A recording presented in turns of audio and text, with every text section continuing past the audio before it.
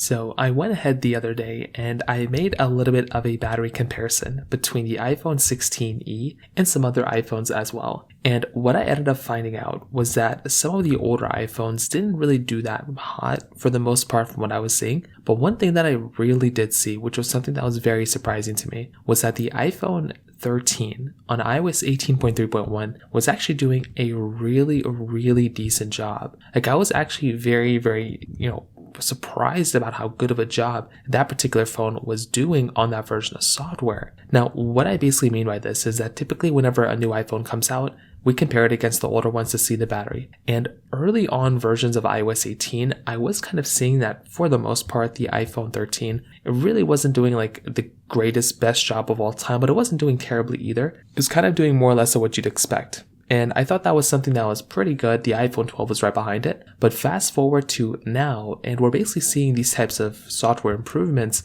where iOS 18.3.1 is definitely doing better, I think, than when it initially started off with. But also, it's doing significantly better now than the iPhone 12. So I'm not too sure if the iPhone 12 is doing much worse now or if the iPhone 13 is doing way better. But that in and of itself was something that was very surprising to me. So I do think that in and of itself is also a very surprising thing for me when I look at it from that side. Now, what I will tell you is that if you are going to go through and pick up a device, definitely a phone like an iPhone 13 is still going to be a well-rounded phone. It's still giving you a pretty decent sized battery and a pretty good experiences here and there. But that was something that was very surprising to me, because if you are once again going through and picking up a phone, you're probably going to feel like an iPhone 13 on iOS 18.3.1. It's actually going to be giving you an okay experience, not the best experience and not the worst experience, but an okay experience at that, which I thought was a really interesting thing when it came down to it. So if you want to get the numbers, you can always look at that iPhone 16e battery test that I did the other day, and you can kind of get an idea of exactly how that particular device held up from that particular standpoint. But I will probably tell you, if you are going to go through and like get a certain device, it always makes a lot of sense to go and get a phone that's going to be